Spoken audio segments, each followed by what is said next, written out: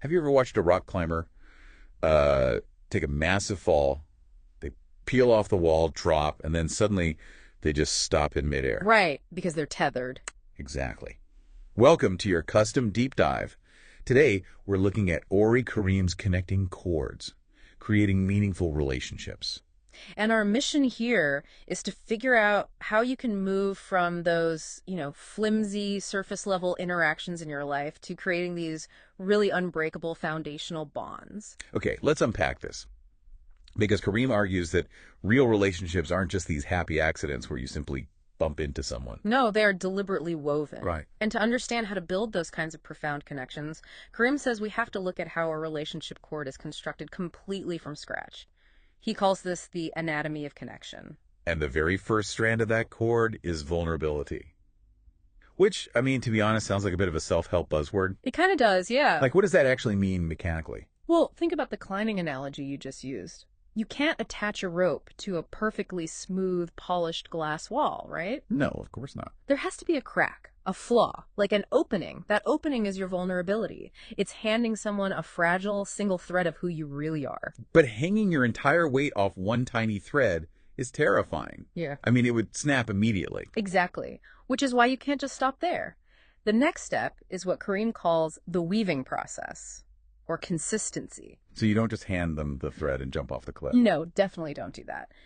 You braid that initial vulnerability with small, repeated actions. Trust, communication, showing up when you say you will. And that weaving builds actual reliability. It creates a robust cord capable of withstanding pressure. Yes, exactly. Okay, so let's say you've woven this incredibly strong cord. You are tethered securely.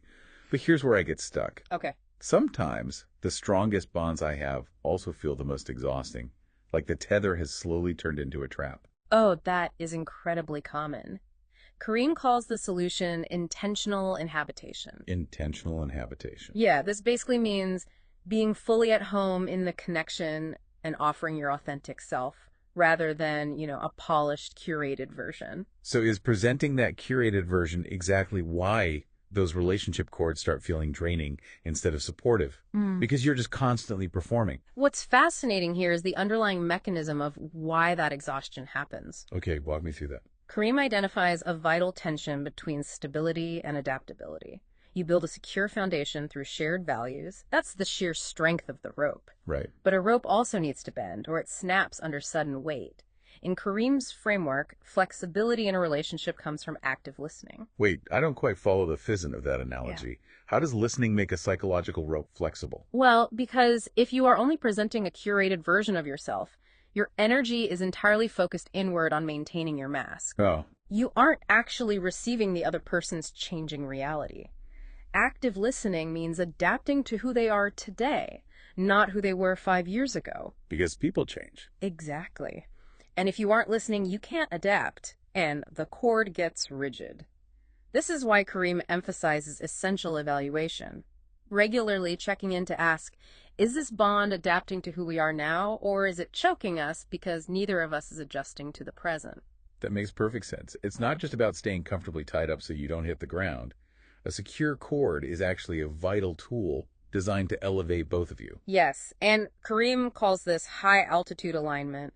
The goal of the connection isn't just safety, it's aligning with your purpose and spiritual growth. Right. The source text actually anchors this in some ancient wisdom, like Proverbs 27.17. You use steel to sharpen steel, and one friend sharpens another. Yes, I love that one. I've heard that quote, but in this context, it takes on a different flavor. It's not just about comforting each other, it's about mutual improvement, even if the friction of sharpening steel throws a few sparks. Precisely. And there's another reference, Colossians 3.14, about love binding everything together in perfect harmony. Karim frames this as expansion.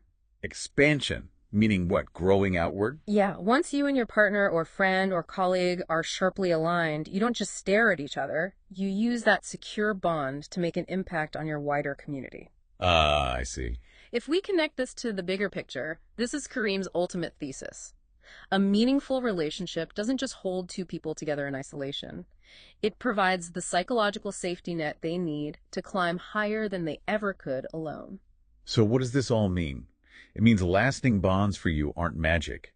They require deliberate vulnerability to find that first hold. They require authentic presence, dropping the mask to keep the cord flexible. Right, and they require active evaluation to ensure you're actually using that security to climb. It's a continuous active process of weaving and reweaving. But it leaves you with something a bit haunting to ponder. Yeah. If relationships are these deliberately woven cords of trust, what happens to the frayed strands of your past broken connections? Do those lingering unattached threads permanently alter how we tether ourselves to the next person we meet on the climb?